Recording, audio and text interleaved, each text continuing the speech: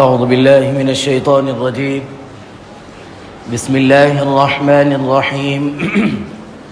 الحمد لله وحده، والصلاة والسلام على من لا نبي بعده ولا رسول بعده ولا معصوم بعده ولا أمة بعد أمتي ولا کتاب بعد کتابی اما بعد. انتہائی واجب الاحترام، قابل صد احترام بزرگان دین، نوجوانان اہل سنت، السلام علیکم ورحمۃ اللہ وبرکاتہ. گزشتہ تقریباً آج یہ 30واں جمعہ ہے حدیث جبرائیل کی تفصیل کے سلسلے میں. گزشتہ جمعہ علامات قیامت میں سے 2 چیزیں ہمارے سامنے آئی تھی. پہلی چیز کہ علم اٹھا لیا جائے گا، اور اس سلسلے میں ایک بات جو رہ گئی تھی وہ جو قابل تذکرہ ہے کہ ایک وقت ایسا آئے گا، اس میں شمائل میں یہ حدیث واضح طور پر ہے اور بعض جگہوں پر اس کی تفصیل سے اس کا تذکرہ ہے کہ آدمی اپنے معتقدین بڑھانے کے لیے، اپنے مریدین بڑھانے کے لیے قرآن کریم کو اچھا پڑھنے لگتا ہے. قرآن کریم پڑھتا ہے تاکہ لوگ اس کی طرف آئیں اور وہ لوگوں کو اپنا مرید بنائیں اور اپنے پاس ایک جمگٹا جمع کرے. تو اس وقت ہر کوئی قرآن پڑھتا ہے، ہر کوئی جو ہے اچھے سے اچھی تلاوت کرتا ہے، تو زیادہ لوگ اس کی طرف نہیں آئیں گے. پھر اس کے بعد وہ کیا کرتا ہے؟ قرآن کریم کی تشریحات کو بیان کرنا شروع کرتا ہے، تفسیر شروع کرتا ہے. ظاہر سی بات ہے وہ جو تو تفسیر کر رہا ہے، قرآنی نکات جو وہ بیان کر رہا ہے، عام علماء بھی، دوسرے علماء بھی انہی چیزوں کا تذکرہ کر رہے ہیں، اور کوئی لوگ ایسا اس کے پاس آ بھی نہیں رہے ہیں کہ وہ اپنے مریدین بڑھا سکے. تو اس کے بعد وہ اگلا قدم یہ اٹھاتا ہے کہ چلو اب اس سے نہیں مان رہے ہیں، اب میں احادیث کو بیان کروں گا، اور وہ صحیح احادیث کا تذکرہ کرے گا، صحیح احادیث کو بیان کرے گا کہ کم از کم لوگ احادیث کی تشریحات سے میری طرف آئیں. تب بھی کوئی ایسا خاص اس کے پاس رجحان لوگوں کا نہیں بڑھتا، کیونکہ جو وہ روایت کر رہا ہے، عام علماء بھی وہی بیان کر رہے ہیں، تو وہ جس سے تعلق ہوگا، عقیدت ہوگی، محبت ہوگی، اس کی طرف جا رہے ہوں گے اور حدیث سن رہے ہوں گے. لیکن جب ان تمام فارمولوں سے جب وہ ہار جاتا ہے تو اس کے بعد اگلا قدم وہ یہ اٹھاتا ہے کہ قرآن کریم سے اور احادیث نبویہ صلی اللہ علیہ وسلم سے ان چیزوں کو بیان کرنا شروع کرے گا جو ہمارے باپ دادا یا قرآن کریم کی کوئی تشریح سے دور دور تک اس کا کوئی تعلق نہیں ہوگا. ان چیزوں کو وہ تذکرہ کرے گا، اور ان چیزوں کا تذکرہ کر کے وہ لوگوں کو اپنی طرف راغب کرے گا، لوگوں کو جمع کرے گا. آپ دیکھیے جتنے باطل فرقے جو ابھر رہے ہیں، جو سر چڑھ کر بول رہے ہیں، وہ لوگ انہی چیزوں کا استعمال کرتے ہیں جن کا قرآن اور حدیث سے کوئی تعلق نہیں ہوتا ہے. وہ قرآن کریم کو صحیح سمجھ بھی نہیں سکتے.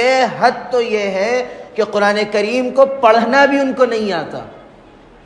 ان کو یہ نہیں معلوم ہے کہ قرآن کریم میں کہاں مد ہوتا ہے، کہاں اخفا ہوتا ہے، کہاں، ان کو قواعد کا تک علم نہیں ہے، اور وہ کھڑے ہو کر بیان کر رہے ہیں کیا؟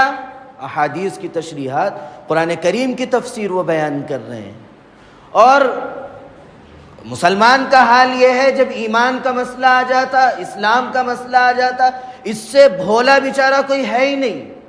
جو سناتا ہے سننے لگتے ہیں، جو کہتا ہے عمل کے لیے تیار ہو جاتے ہیں. اچھا، ان چیزوں پر عمل کے لیے تیار ہوتے ہیں جو ایک غیر عالم، ایک جس کا تعلق علم دین سے نہ کوئی ہے، نہ کسی بزرگ سے اس کا تعلق ہے، نہ کسی دور دور تک کوئی تعلق نہیں ہے، ایک ڈاکٹر اٹھ گیا پینٹ شرٹ میں اٹھ کے جو کہنے لگا سننے لگ گئے. ایک آیا انجینئر پگڑی بنا مغلظات بکنا شروع کر دیا. صحابہ کے سلسلے میں جو منہ کو آیا بول رہا، ہم سن رہے ہیں بیٹھ کے. اچھا، بعض نئی نئی چیزیں، ایسی چیز جو ہم آج تک کبھی سنے نہیں، اسلام کے اندر سختی سے ان چیزوں کی ممانعت ہے. مثال کے طور پر ایک خاتون رہتی ہے کینیڈا کے اندر، وہاں سے اس کا پوری دنیا کے اندر اس کا سوشل میڈیا کے ذریعے جال پھیلا ہوا ہے، ہاشمی ہے. وہ ایک نیا مسئلہ کہ جیسا مثال کے طور پر وہ عورت ہے تو عورتوں کے مسائل بیان کرتی ہے کہ ناپاکی کے ایام کے اندر قرآن کریم کو ہاتھ لگانا بھی جائز نہیں ہے، تلاوت بھی جائز نہیں ہے. اب وہ یہ کہتی ہے کہ تلاوت سے کیا ہوتا، کرو. یہ قرآن کریم کا مذاق، جناب نبی کریم علیہ الصلاۃ والسلام کی تعلیمات کا مذاق بنا رہے ہیں. سن رہے ہیں، بڑے مزے سے سن رہے ہیں. وہی یہ کہا جائے کہ یہ ایک اچھے عالم ہیں، یہ ایک جید عالم ہیں، یہ بزرگوں سے تعلق رکھنے والے ہیں، یہ دل کا تزکیہ کیے ہوئے عالم ہیں، ان کی سنو، ہوتے ہی نہیں ہے، سنتے ہی نہیں ہے.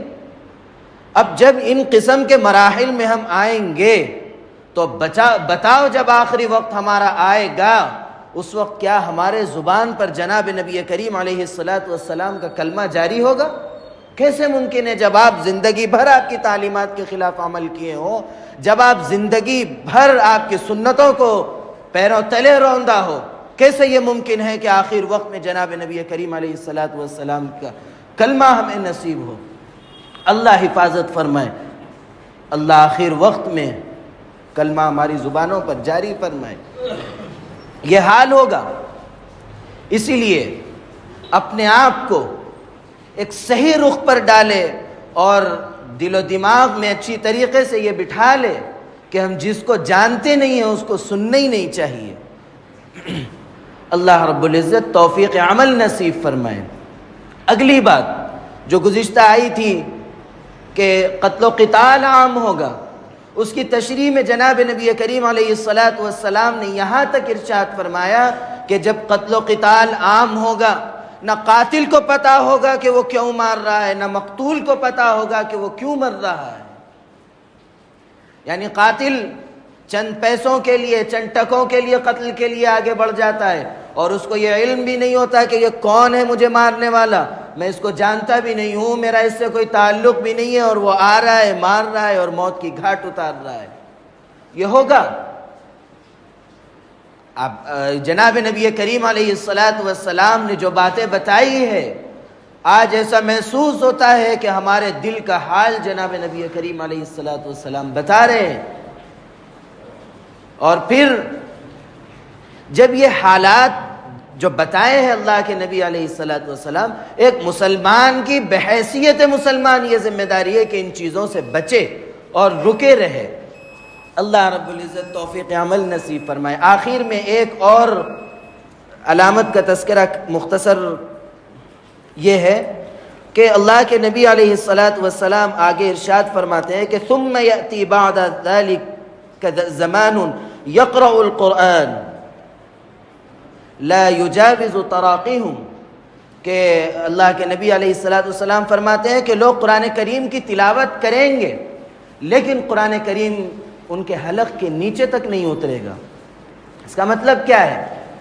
اب ایک آدمی بیمار ہے، وہ حکیم سے ایک نسخہ لے لے، ڈاکٹر سے اپنے علاج تجویز کرا لے، اور کیا وہ اس تجویز اور ان نسخے کو پڑھتا رہے گا تو کیا وہ صحت مند ہو سکتا ہے؟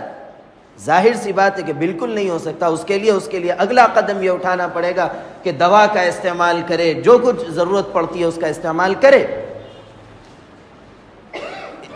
اسی طرح کہ قرآن کریم پڑھ تو رہا ہے، قرآن کریم کی تلاوت تو کر رہا ہے، لیکن قرآن کریم کے احکامات، قرآن کریم کی تعلیمات پر عمل نہیں کر رہا ہے، تو اس کا حال اسی طرح ہوگا کہ وہ قرآن کریم پڑھ تو رہا ہے لیکن قرآن کریم اس کے اندر اتر نہیں رہا ہے. اس لیے قرآن کریم کی جو تعلیمات ہے، قرآن کریم کے جو احکامات ہے، اس پر جان کر، صحیح شخص سے جان کر عمل کی کوشش کرنا ہر مسلمان کی ذمہ داری ہے. اللہ رب العزت توفیق عمل نصیب فرمائے۔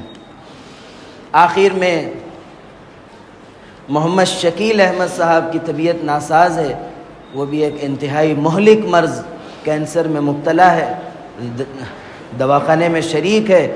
اللہ رب العزت انہیں صحت کاملہ عاجلہ دائمہ مستمرہ عطا فرمائے۔ اور اسی طرح ہمارے اطراف میں ہمارے جاننے والوں میں، جیسا میں اس سے پہلے بھی دعا کروایا تھا، معین صاحب ہے ہمارے مسجد قبلہ کے مسجد کے پاس محلے میں، وہ بھی بیمار ہیں، ان کے لیے بھی صحت کی دعا فرمائیے۔ اور اسی طرح جتنے لوگ ہمارے جاننے والوں میں جن پر ہمارا حق ہے، جتنے لوگ بیمار ہیں، اللہ رب العزت سب کو شفائے کاملہ عاجلہ دائمہ مستمرہ عطا فرمائے۔ اور جو لوگ ہم سے رخصت ہو گئے ان سب کی اللہ رب العزت مغفرت فرمائے اور ہم سب کے لیے آخری وقت صحیح سالم گزار دے۔